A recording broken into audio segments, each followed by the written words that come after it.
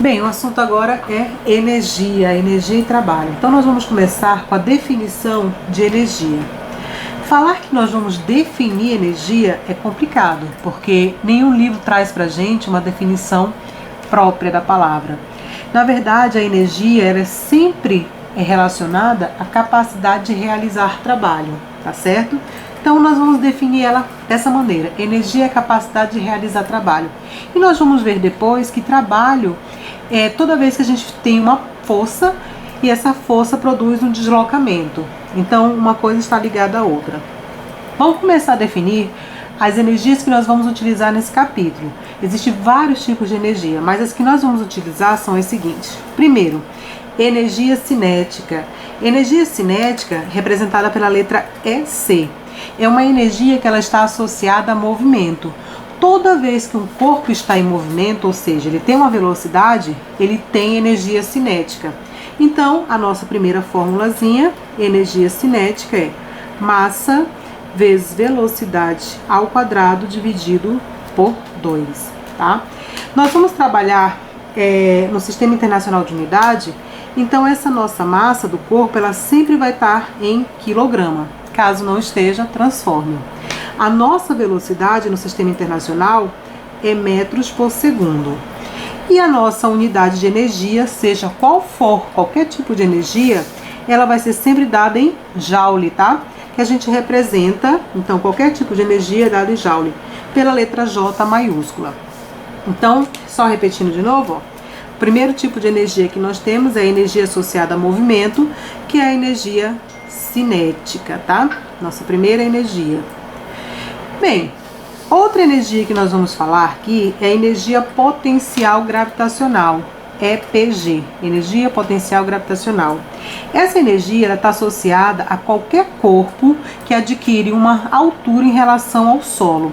Então, se eu tiro um objeto do solo, que é meu referencial, ele vai ter uma altura. Se ele tem uma altura em relação ao solo, ele tem energia potencial gravitacional. Então, nossa energia potencial gravitacional é dado por M vezes G vezes H. Esse M é massa também trabalhado em quilogramas, tá? G é a nossa aceleração da gravidade, porque assim, qualquer objeto que sai do solo, ele tem essa nossa aceleração, né, dirigida para baixo, então ele tem essa gravidade. Essa gravidade a gente viu lá no ensino médio, que ela vale 10 metros por segundo ao quadrado, tá? E H pra gente é a nossa altura. Essa altura sempre vai ser trabalhada em metros. Então, nossa segunda energia vista foi a energia potencial gravitacional, toda vez que um corpo está a uma certa altura em relação ao solo. Bem, e a nossa última energia, né, que nós vamos ver das três principais, é a energia potencial elástica. Ela também é potencial, só que essa é gravitacional e essa é elástica, a EPEL, tá? Quando ela vai existir? Toda vez que a gente trabalhar com uma mola. Então, a minha energia potencial gravitacional, ela é dada por, vou botar aqui, né, EPEL é igual a K. Esse K, gente, é a constante da mola, vai depender do material que a mola é feita, tá? Se ela é muito rígida ou não. X ao quadrado, esse X é a deformação da mola. Ou eu estico a mola, o quanto eu estiquei ela do seu estado natural, ou eu comprimo essa mola, o quanto eu comprimi ela do seu estado natural, dividido por 2, tá? Então, essa nossa constante K aqui, ela vai ser trabalhada em newtons por metro, o quanto de força eu consigo aplicar para mover essa mola em 1 metro, tá certo? E essa nossa deformação, que é o x, vai ser trabalhada em metros, tá bom? Então, por último, a energia potencial elástica, tá? A energia associada a uma mola. Então, assim, das três energias que nós temos aqui, nós vamos trabalhar com elas para chegar ao que realmente queremos nesse capítulo, que é falar de conservação de energia. Então, vamos lá. O que é, primeiramente, energia mecânica? Energia mecânica é quando a gente trabalha com a parte da física, da mecânica mesmo. Então é quando a gente está trabalhando com o corpo em movimento e está verificando quais tipos de energia existem em cada situação. A energia mecânica ela é representada pela letra EM e ela é simplesmente a soma da energia cinética mais a energia potencial. Só lembrando que a energia potencial existe a energia potencial gravitacional e a energia potencial elástica. Então essa soma aqui da energia cinética mais a potencial, ela pode ser tanto gravitacional ou, porque pode ter as duas ou somente uma, elástica. A gente analisa cada situação e verifica qual energia realmente existe ali. Em resumo, a nossa energia mecânica, então tá aqui, ó, é a soma da energia cinética mais a energia potencial. Quando não há atrito, a gente vai considerar alguns sistemas em que a gente despreza o atrito, por ele ser tão pequeno, tá? Então, quando isso não existe, nós dizemos que a nossa energia mecânica, ela se conserva. Ou seja, não tem perda de energia em momento algum. Lembra daquela frase que diz assim, a energia não se cria nem se transforma. Desculpa, a energia não se cria e nem se destrói, ela simplesmente é transformada de uma forma para outra. Então isso está dizendo que a nossa energia aqui ela está sendo conservada. Eu vou transformar um tipo de energia em outro tipo de energia. Vamos colocar aqui um exemplo. Imagine que você tem aqui uma árvore, né? E lá em cima dessa árvore você tem um curuminzinho, tá? Esse curuminzinho está segurando uma bola. Então, olha, aqui nós temos o solo, né, que é o nosso referencial. O que que acontece? Vamos supor que ele vá soltar essa bola. Na hora que ele vai soltar, aquele minutinho, um segundinho antes dele soltar, essa bola ela tá parada. Se ela tá parada, não existe energia cinética, porque a energia cinética, ela só existe quando a bola está em movimento, quando o objeto está em movimento. Então não existe. Não vai existir energia potencial elástica, porque nesse exemplo que eu dei, não tem mola. Mas vai existir sim a nossa energia potencial gravitacional. Por quê? Porque essa bola, ela está a uma certa altura do solo. Tá certo? Aí o que que vai acontecer? Quando esse curumim soltar essa bola, essa altura começa a diminuir. Certo? Cada vez mais, até chegar ao chão, aonde a altura vai ser igual a zero. Então vamos supor naquele segundinho antes da bola atingir o chão, quando ela estiver bem aqui, mas que a gente já considera que a altura é igual a zero. Nesse momento aqui embaixo, não existe energia potencial gravitacional, porque a nossa altura é basicamente zero. Nessa situação, continua não tendo mola, então não existe energia potencial elástica. Mas vai existir quem? Aquele segundinho antes ele bater no chão, vai existir a energia cinética. É tanto que dependendo da velocidade, essa bola pode até quicar, né? De tão forte que é essa nossa velocidade. Então aqui, ó, o que que vai acontecer? Quando esse objeto está caindo, a nossa altura diminui, mas o que que está acontecendo com a velocidade? A velocidade aumenta. Então significa dizer que a energia potencial gravitacional, ela está se transformando em energia cinética, tá? Então, se eu der um exemplo, dizer que, vamos supor que aqui em cima, essa energia potencial gravitacional é 20 Joule, então quando ela chegar aqui rente ao solo, a minha energia cinética é 20 Joule, porque não se perde nada, tudo é transformado.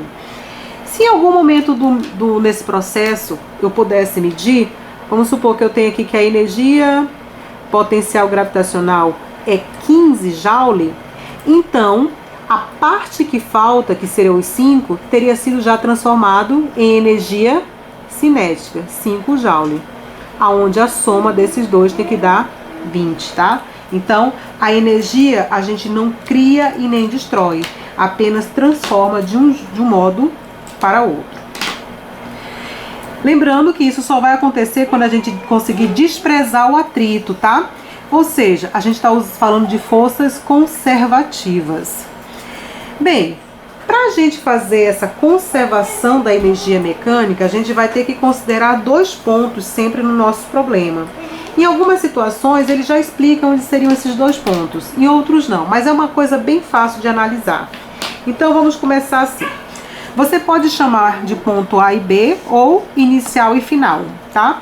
Então nesse garotinho aqui que eu marquei, olha, aqui em cima, aquele momento antes dele soltar a bola, eu posso chamar de ponto A, e aquele momento antes dele chegar no chão, eu vou chamar de ponto B. Assim como poderia ter chamado de ponto inicial e ponto final, dá no mesmo.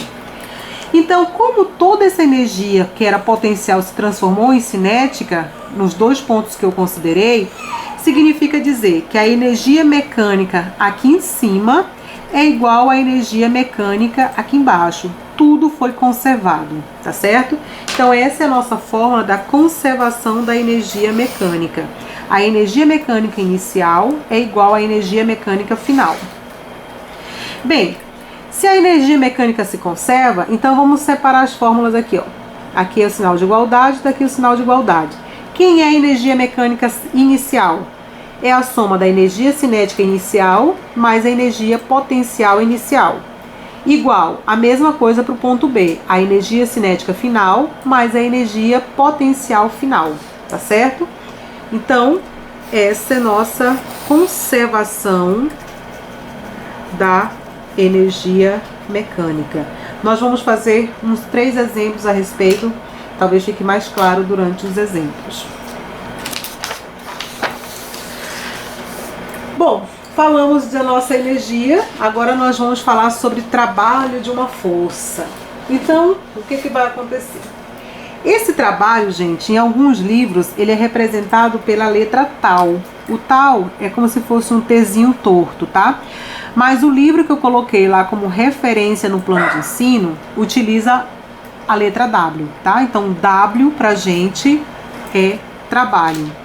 Trabalho, capacidade também, né, de fazer uso de energia. Energia, capacidade de realizar trabalho. É quase como se fosse a mesma coisa, tá?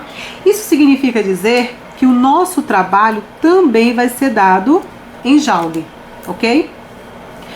Bem, por quais motivos a gente pode estudar trabalho? Primeiro, por meio da força e o deslocamento. Toda vez que você aplicar uma força em um objeto e esse objeto se mover, ou seja, ele adquirir um deslocamento, você está realizando trabalho, tá? Então, a nossa primeira fórmula é essa bonitinha aqui, olha. Trabalho é força vezes deslocamento vezes cosseno de θ. Da onde apareceu esse cosseno de θ? Então, vamos imaginar que eu tenho aqui, ó, o solo, eu tenho uma caixa, certo? E um curuminzinho vai puxar essa caixa. Lembrando, ele vai para cá, né, o deslocamento, vai puxar essa caixa vai se mover nesse sentido. Só que o curuminzinho tem um braço muito curtinho. Então a corda, olha, vai formar um certo ângulo com o deslocamento. Vou colocar aqui como θ, tá? Então, quem é esse θ? É o ângulo formado entre o deslocamento e a nossa força, tá? Então vai ser esse ângulozinho aqui. A gente leva em consideração.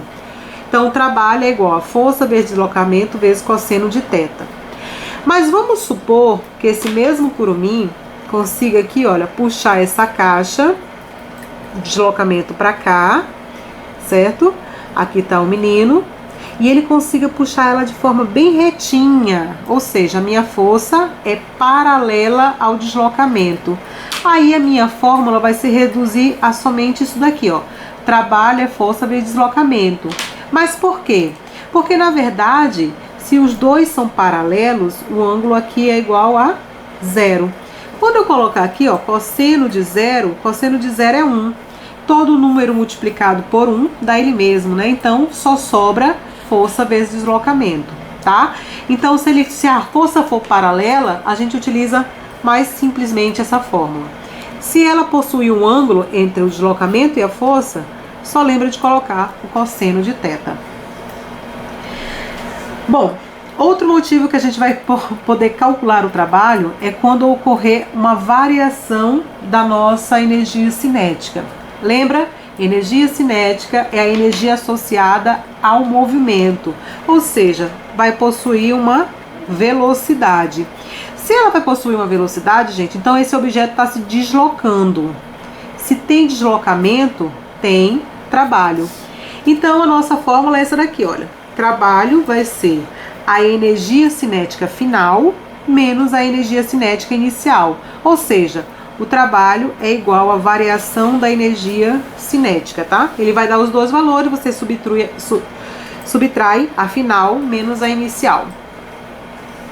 Podemos também relacionar o trabalho à variação da energia potencial, tá? Então, por quê? Porque quando o objeto cai em relação ao solo, vamos supor aqui, né? Solo, a uma certa altura H, esse objeto vai descer. Quando ele está descendo, ou se ele estiver subindo, não interessa, vai ocorrer deslocamento. Se tem deslocamento, tem trabalho. Então, a nossa fórmula da energia potencial em relação ao trabalho fica: trabalho é igual a energia potencial inicial menos a energia potencial final. Tá vendo que a nossa variação agora ficou ao contrário? Porque toda a nossa variação sempre é final menos inicial. Mas essa nossa variação de energia potencial, ela ficou inicial menos final. Por que que isso aconteceu? Porque, na verdade, gente, a gente está tirando alguma coisa do solo, né? Então, nós temos que levar em consideração a nossa gravidade. Como o objeto que eu considerei em questão está caindo, a minha gravidade é negativa. Ou seja, eu fiz um jogo de sinal para ficar bonitinho e organizado. A energia potencial inicial vem primeiro e a final vem depois, tá? Só para não ficar menos a final, mais a inicial.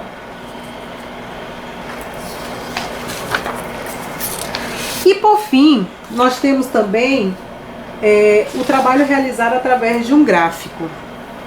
Então, eu vou só lembrar uma coisinha aqui pra gente, olha. Nós falamos hoje que o trabalho é força vezes deslocamento. Lembra quando as forças estão paralelas?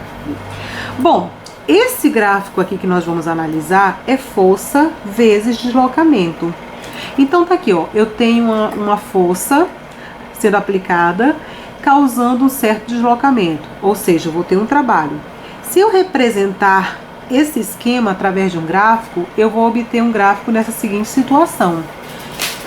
Aí, o que vai acontecer? A matemática nos permite achar algumas grandezas através da área da figura formada.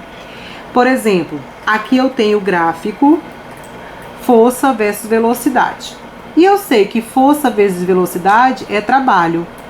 Então, nesse gráfico, essa área produzida aqui, olha, entre a força e o deslocamento, ela na verdade é a mesma coisa que o meu trabalho, tá certo? Então, se eu calcular essa área, na verdade eu estou calculando o trabalho realizado por essa força.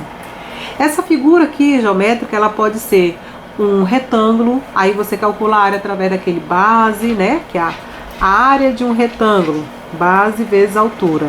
Poderia ser um triângulo, área de um triângulo, base vezes altura dividido por 2.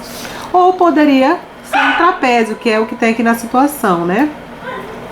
Base maior mais base menor vezes altura dividido por 2. Calculando a área referida, você na verdade está calculando o trabalho.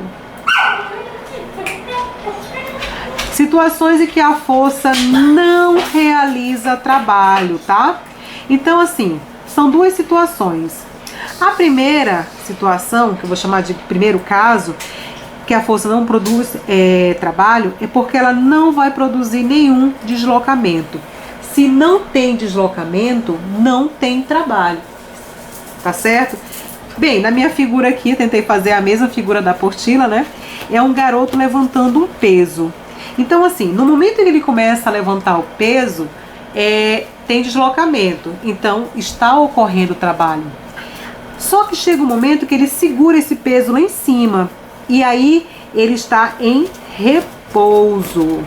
Concordo com você que a força que ele está aplicando para manter aquilo dali é muita, né?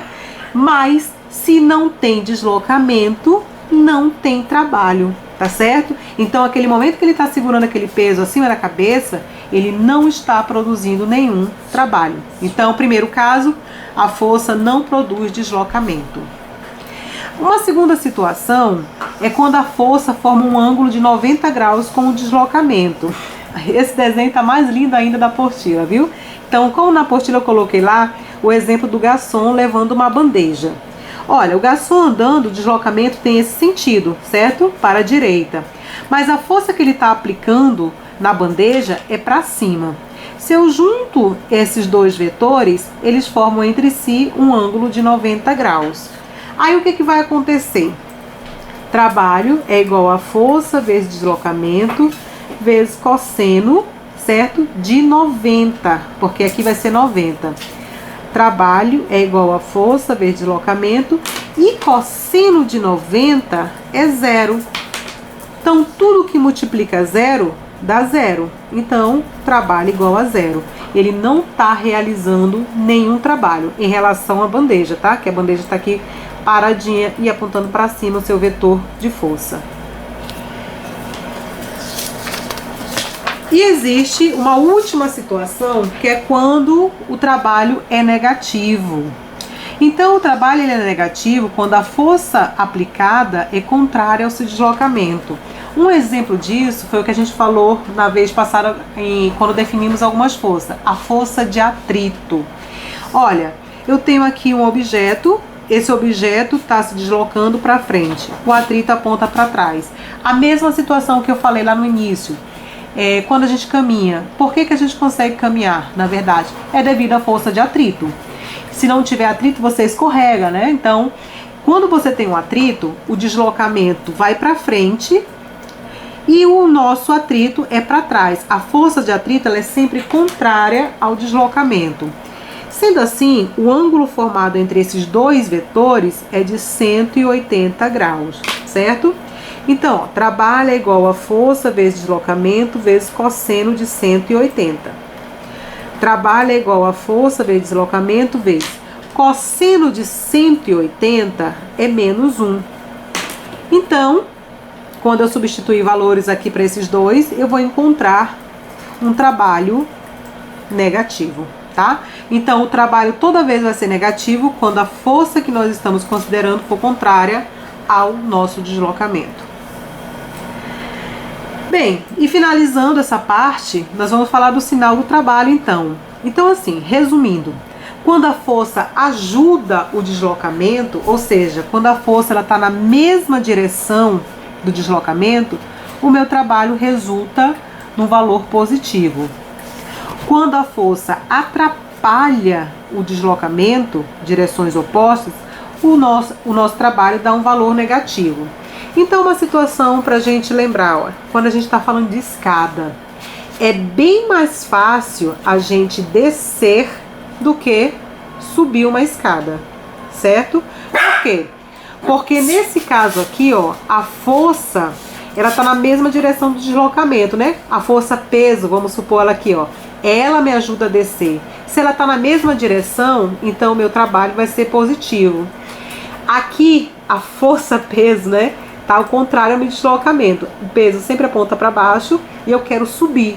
Então elas estão com sentidos opostos. Se eu fizer uma continha aqui, o resultado desse meu trabalho é negativo, tá? Então aqui ele realiza trabalho, tá bom? E aqui não. Aqui ele tem as direções opostas em relação à força. Pensando assim, meninos, nós vamos começar a resolver os nossos exemplos, tá?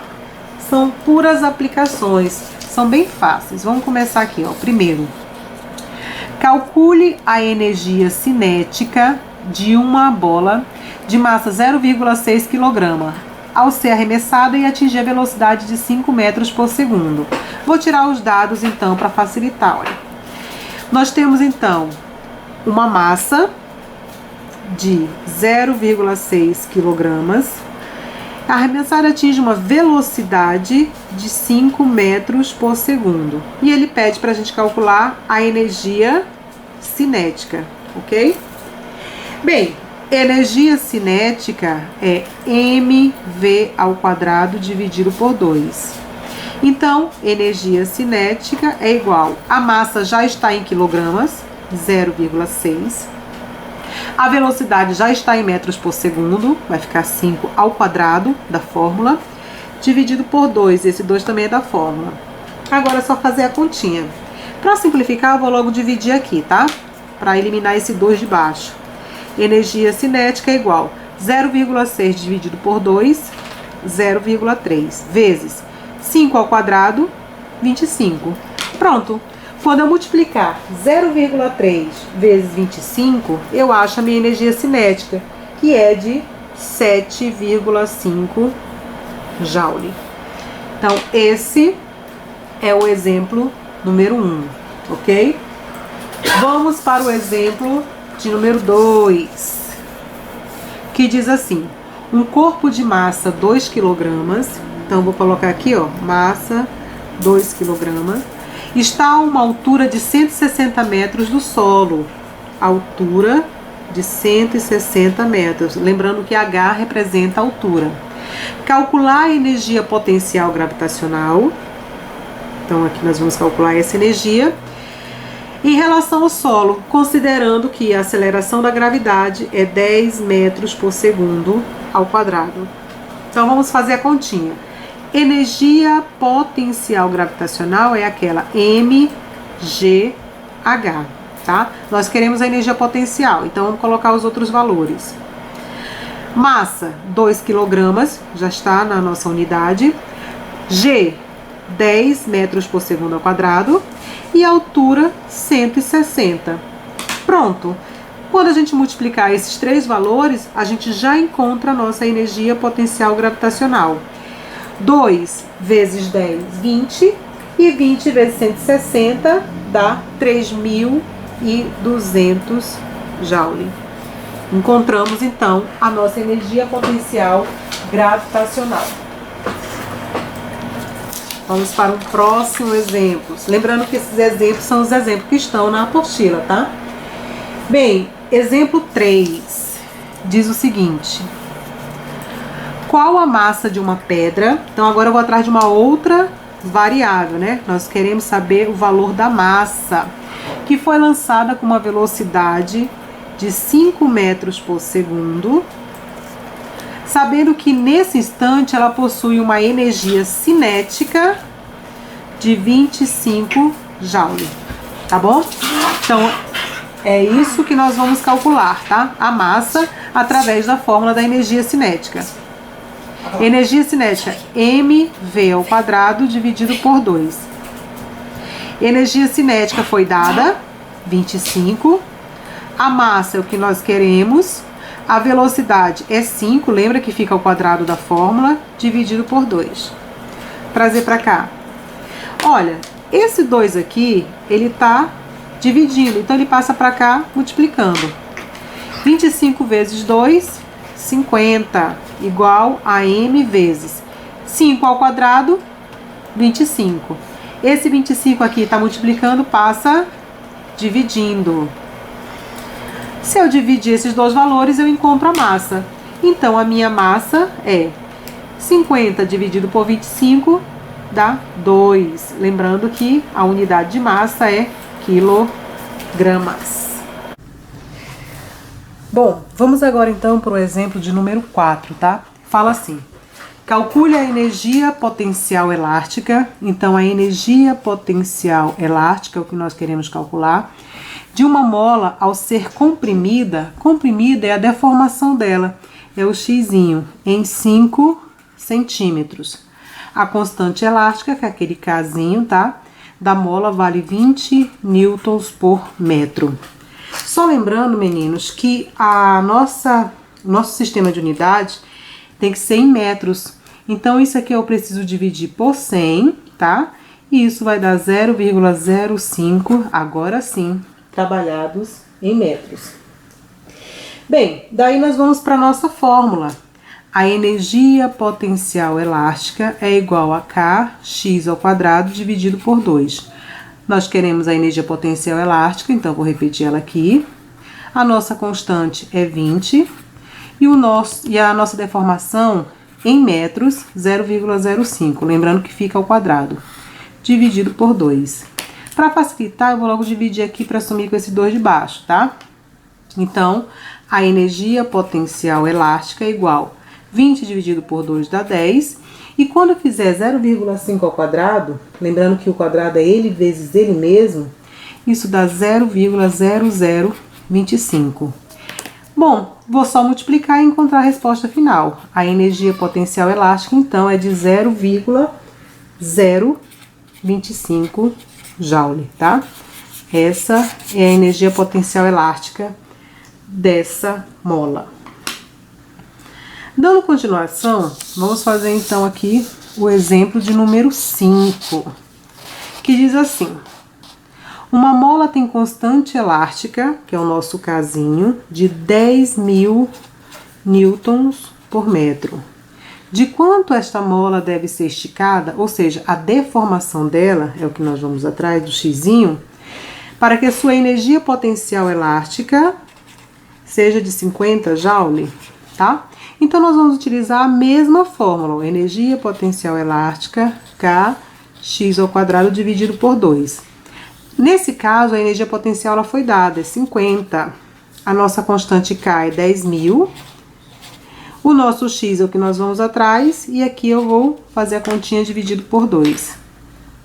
Como esse 2 está dividindo, eu vou passar ele para cá para facilitar minha vida, multiplicando. 50 vezes 2 dá 100. E eu vou repetir o 10.000 aqui, vezes x ao quadrado. Vou tentar isolar o meu x, então esse 10.000 que está multiplicando passa dividindo. Sobra x ao quadrado. Quando você dividir 100 por 10.000, isso vai dar 0,01, tá? 0,01, igual a x ao quadrado.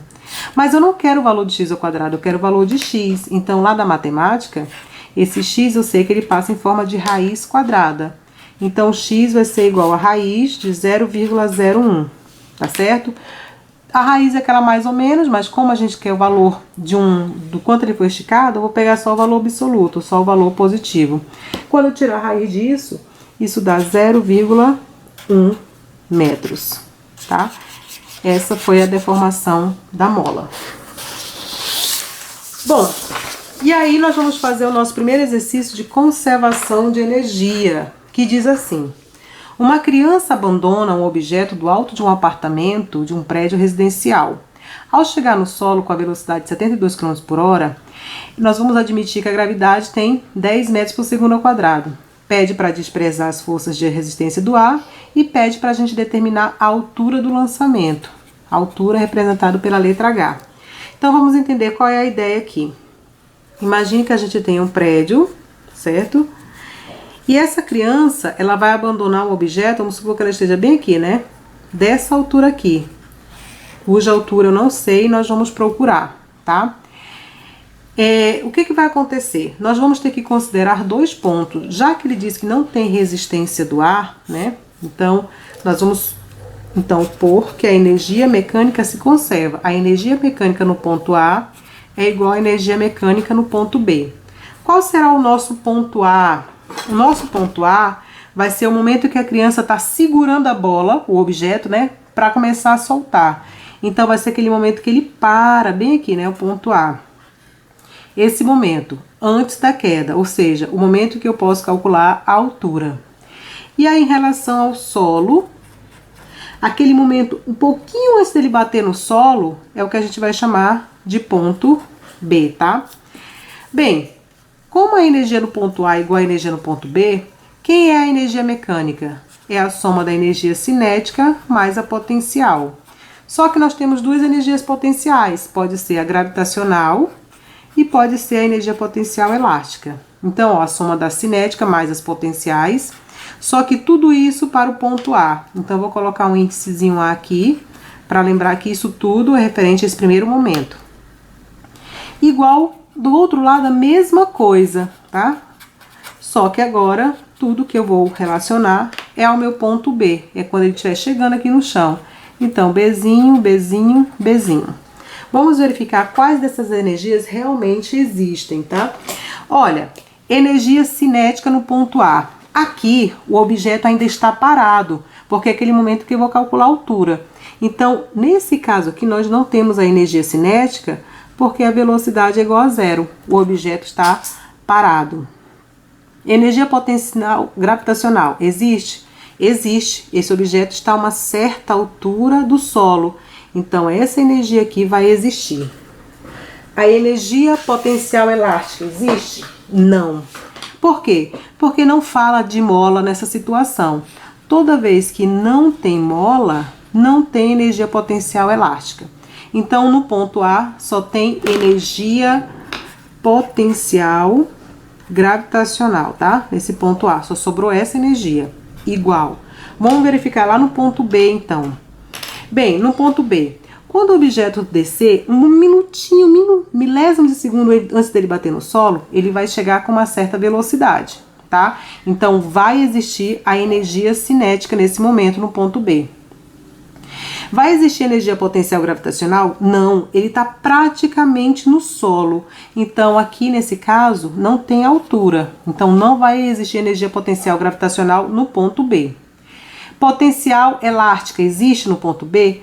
Também não, porque aqui ele não cita que existe mola. Se não tem mola, não tem energia potencial.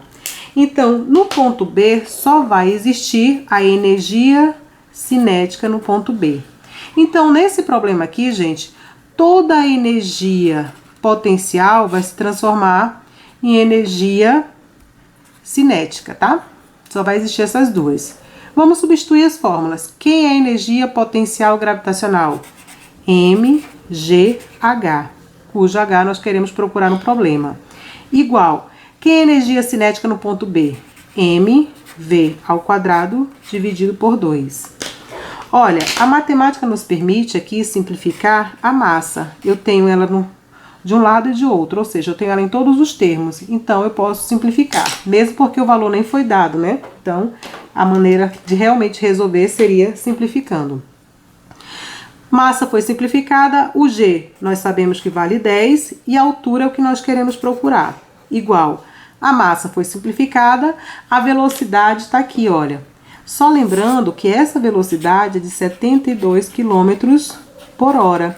E no nosso sistema internacional, nós trabalhamos em metros por segundo. Então, lembrando lá do nosso primeiro capítulo, nós vamos dividir por 3,6 para transformar para metros por segundo.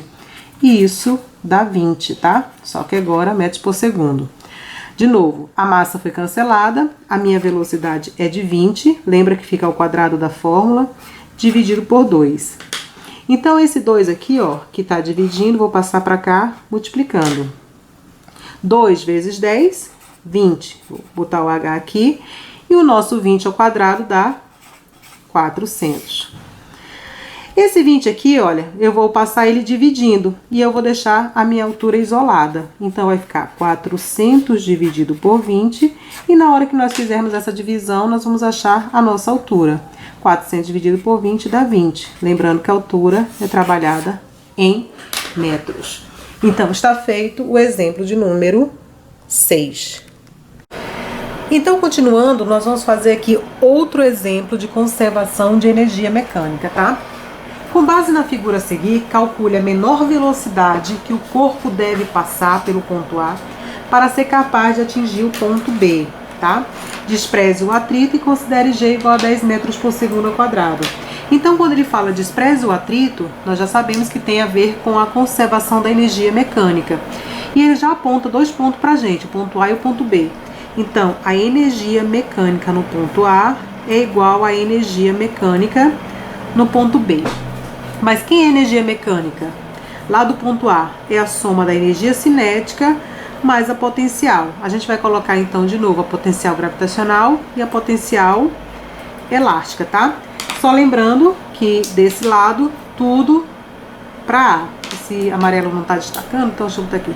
Tudo para o ponto A, tá? Igual. A mesma coisa para o outro lado, só que lá no ponto B. Então, a energia potencial gravitacional, a cinética e a potencial elástica. Só que agora tudo para o ponto B. Vamos verificar em cada situação que realmente existe dessas forças, tá? Que nós estamos estabelecendo aí. Bem, olha só o que está dizendo o problema.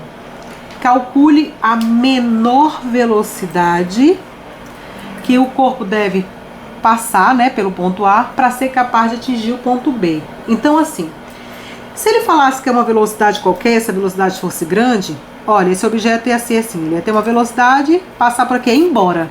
Mas não, o que ele pede no problema é a menor velocidade que existe para esse corpo chegar até aqui. Então, quando ele chegar aqui nesse ponto B, de duas uma, ou ele para, ou ele volta, tá certo? Mas aqui é importante saber que essa aqui é como se fosse a nossa altura máxima que ele pudesse atingir. Ele não vai passar disso. Isso é muito importante para resolver o nosso exemplo. Então, vamos só continuar pensando assim. Nessa situação A, vai ter energia cinética? Vai, mesmo porque ele pede para calcular a menor velocidade que ele está passando pelo ponto A. Então, vai existir energia cinética. Nesse ponto A, existe uma relação, ou seja, existe uma altura em relação ao solo? Existe, ele está a 8 metros do solo. Então, também vai existir energia potencial gravitacional no ponto A. Nesse ponto A, nós estamos trabalhando com mola? Não. Então, se não tem mola, não tem a energia elástica. Então, para esse lado A aqui, sobrou só a energia cinética mais a energia potencial gravitacional, tá? A nossa elástica não tem. Igual. Lado B. Existe energia cinética no lado B? Não. Não vai existir. Sabe por quê? Porque ele está falando que ele quer a menor velocidade para ele atingir esse ponto B. Ou seja, como eu disse para vocês, quando a bolinha chegar aqui, ou ela para ou ela volta. Independente do que aconteça, ela vai parar momentaneamente, tá certo? Porque ela foi na altura máxima que ele alcançava. Então, se ele está numa altura máxima, é quando aquele momento que a bola para, tá certo? Então, não vai ter velocidade no ponto B, não tem energia cinética. Vai ter energia potencial gravitacional? Vai, porque ele também está a uma certa altura. Então, isso aqui vai existir. Tá falando de mola? Tá dizendo que ele parou porque tinha uma mola lá? Não, não tem mola. Então, se não tem mola, não tem energia potencial elástica. Então, do lado B sobrou somente a energia potencial gravitacional de B, tá? Só sobrou uma energia. Aqui tem duas e outra tem uma. Bem, que é a energia cinética? mv ao quadrado dividido por 2. Mas, como nós temos duas alturas, eu vou diferenciar as duas, tá? Que é a energia potencial gravitacional? mgh. Só que esse lado aqui é a altura do lado A, tá? Igual. Que é a energia potencial gravitacional de B? mgh. Só que aqui eu vou dizer que é a altura do objeto em relação ao solo no ponto B, tá? Mesma coisa que a matemática me permite, ó. Em todos os termos eu tenho massa, então eu posso simplificar, tá? Porque ela existe em todos os termos, então corta essa massa. O que que nós queremos no problema? A menor velocidade que ele passa no ponto A, então eu quero VA, tá? Então é essa velocidade aqui que nós vamos calcular. Velocidade ao quadrado dividido por 2 é mais. Quem é o G? Porque a massa a gente simplificou. O G é 10. Quem é a altura A? A altura A do ponto A é 8 metros, então vezes 8, igual. A massa nós simplificamos, o G vale 10 e a altura no ponto B vale 13, tá? Vamos trazer para cá. Velocidade ao quadrado dividido por 2 mais 10 vezes 8, 80, igual 10 vezes 13, 130. A tendência é deixar a velocidade sozinha, então esse 80 aqui que está somando passa para o outro lado, diminuindo. Então vai ficar 130 menos 80. V ao quadrado é igual, dividido por 2, né? 130 menos 80 dá 50. Aí esse 2 aqui, ó, tá dividindo, passa para lá, multiplicando. Então, V ao quadrado é igual 2 vezes 50, 100. Assim como da vez que a gente estava procurando a constante elástica, a deformação da mola, desculpa, nós vamos precisar tirar a raiz, porque eu não quero a velocidade ao quadrado, eu quero a velocidade. Então essa velocidade passa em forma de raiz quadrada. E aí a gente só adota de novo o valor absoluto, o positivo. Velocidade é igual a raiz de 100, e raiz de 100 é 10. Então a velocidade que ele vai passar no ponto B, ou seja, a menor velocidade para ele chegar aqui e parar momentaneamente, é de 10 metros por segundo, tá? Então, trabalhamos de novo com conservação da energia mecânica. O último exemplo de conservação de energia mecânica, que é o 8º exemplo, diz o seguinte: um corpo de 0,5 kg comprime uma mola de constante elástica 20 newtons por metro em 40 centímetros. Quando a mola é solta, o objeto é arremessado no plano inclinado, conforme figura, né? Determine a altura máxima atingida. Então, deixa eu só explicar o que está acontecendo nesse problema. Nós temos um objeto, e esse objeto ele tem 0,5 kg, tá? Aí ele está comprimindo uma mola. A constante elástica da mola é de 20. Só que ele está comprimindo essa mola em 40 centímetros. Então, essa mola está sendo comprimida. Se você já passou por uma situação dessa de comprimir uma mola, você sabe que ela tem a tendência de querer voltar para o seu estado normal. Então ela está aqui, olha, mas ela está querendo empurrar esse bloco. Então nesse momento aqui que ela está sendo comprimida, é o que a gente vai chamar de ponto A, tá? Nosso primeiro ponto. A mola é solta, ela vai arremessar esse nosso objeto por esse plano inclinado até uma altura máxima. Acabamos de falar no exemplo anterior o que é altura máxima. A altura máxima é aquela que o objeto vai chegar e parar momentaneamente, tá? Por quê? Porque ele vai voltar. Então, ele foi na altura máxima e depois começa a voltar. Então, na altura máxima é o que a gente vai chamar de nosso ponto B, tá? Vou tirar aqui os valores, então, dos dados. Um corpo de massa, vou colocar aqui do ladinho, massa igual a 0,5 kg, a unidade já está ok. De uma mola de constante, então a constante é o Kzinho, 20 newtons por metro, já está ok. Ela comprimiu essa mola em 40 centímetros, é o Xzinho, a deformação. Não trabalhamos em centímetros, precisamos transformar isso aqui para metros. Então, transformando é dividir por 100, e isso fica, então, 0,4 metros, tá? Quando a mola é solta, ela vai arremessar o objeto no plano inclinado, conforme figura. Determine a altura máxima. Então, nós vamos atrás de H, que é a nossa altura máxima. Bem, ele não falou de atrito, então a gente está supondo também que vai haver a conservação da energia mecânica. Então, ó, a energia mecânica no ponto A é igual à energia mecânica no ponto B, tá? A e B. Que é energia mecânica? A soma da energia cinética mais as potenciais, tá? Potencial gravitacional, potencial elástica. Igual. Bem, desse lado aqui é tudo para o ponto A. Então, A e A. A mesma coisa do outro lado, energia cinética mais a soma das energias potenciais, né? Vou botar aqui potencial gravitacional mais energia potencial elástica. Só que do outro lado, tudo para o ponto B. Vamos agora relacionar as situações para ver que energias existem realmente. Olha, ele está comprimindo o objeto, esse objeto está parado, com aquela tendência de querer sair, né? Do local, mas ele ainda não saiu, porque eu estou comprimindo a mola. Se eu estou comprimindo a mola, eu estou segurando o objeto.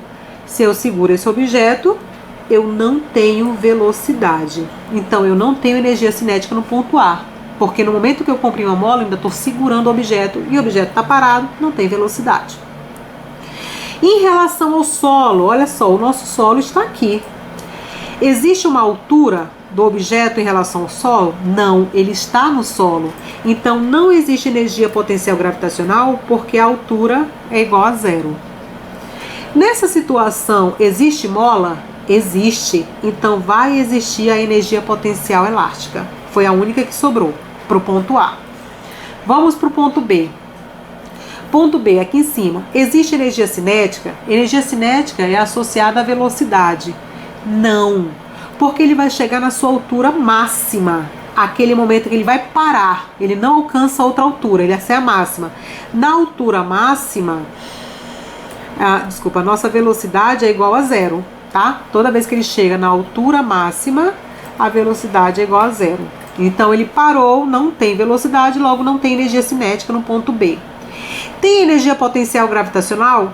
Tem, porque em relação ao solo, ele vai ter uma altura. Então vai existir a energia potencial gravitacional no ponto B. Nesse lado aqui, existe mola? Não. A mola só existia na primeira situação, no ponto A. Então aqui nesse caso não tem mola aqui no final. Então se não tem mola, não tem energia potencial elástica. Então sobrou pra gente, do lado A, somente energia potencial elástica igual. E do lado B, somente a energia potencial gravitacional em B, tá? O resto não existe. Qual é a fórmula da energia potencial elástica? É aquela Kx ao quadrado dividido por 2, igual. Qual é a fórmula da energia potencial gravitacional? mgh, tá?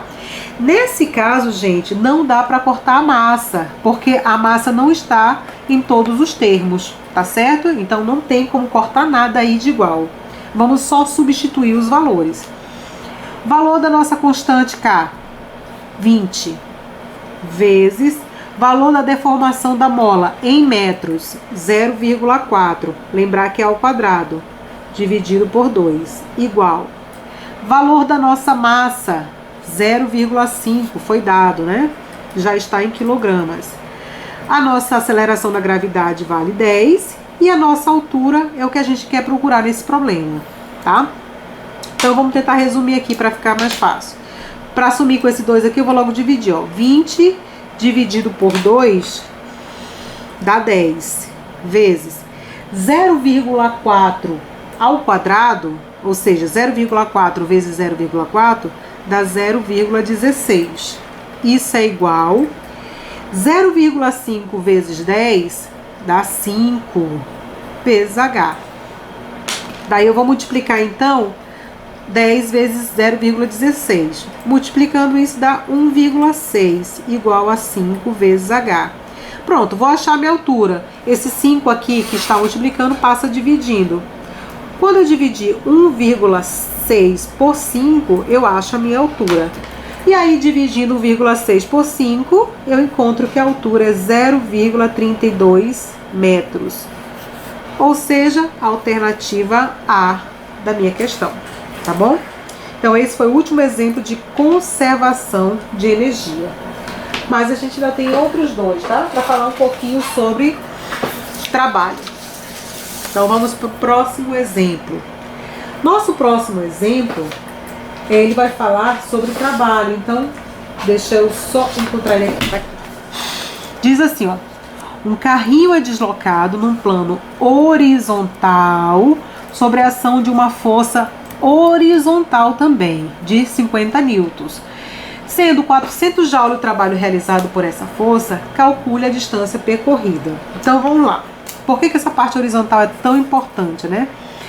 Olha, um carrinho é deslocado sobre um plano horizontal com uma força horizontal, vou colocar aqui, a força é de 50 newtons.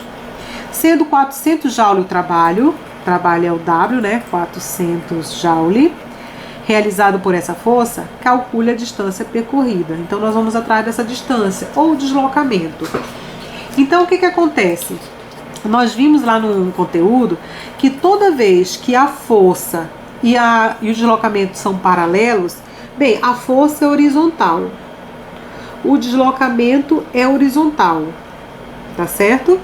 Então, o ângulo formado entre os dois é zero.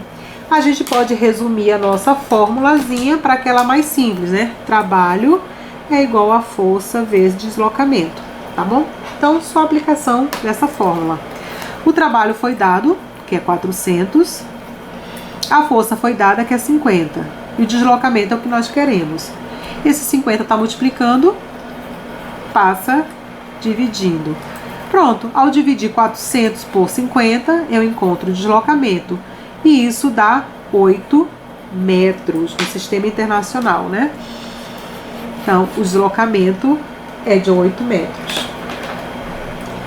E aí nós vamos fazer, então, o último exemplo, que é o exemplo de número 10, que diz assim, ó. Uma mola é puxada sobre um plano inclinado horizontal por uma força de 50 newtons. Então, de novo, né? Força é 50 newtons. Esta força forma um ângulo de 37 com o deslocamento do corpo, que é de 4 metros. Então, ó, o deslocamento é de 4 metros. Nesse caso, ele disse que a força forma com o deslocamento o ângulo de 37 graus. Então, nós temos um ângulo, né? De 37 graus.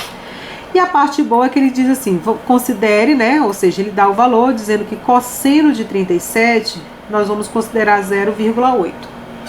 Qual a diferença em relação à questão anterior? Quando forma um ângulo, então nós temos aqui, trabalho é igual a força vezes deslocamento vezes cosseno do ângulo formado entre eles dois, tá? Nesse caso, nós vamos atrás do trabalho.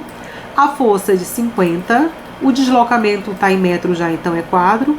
Cosseno, qual é o ângulo dado? 37, então vai ser cosseno de 37. Trabalho é igual. Vou multiplicar aqui, ó, 50 vezes 4 dá 200.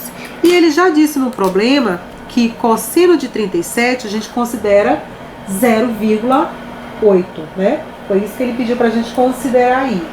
Então, isso aqui vai ficar 200 vezes 0,8. Pronto, multipliquei esses dois valores e encontro o meu trabalho. Então, o trabalho é igual a 160 joule. Certo? Finalizando, então, essa parte das resoluções dos exemplos.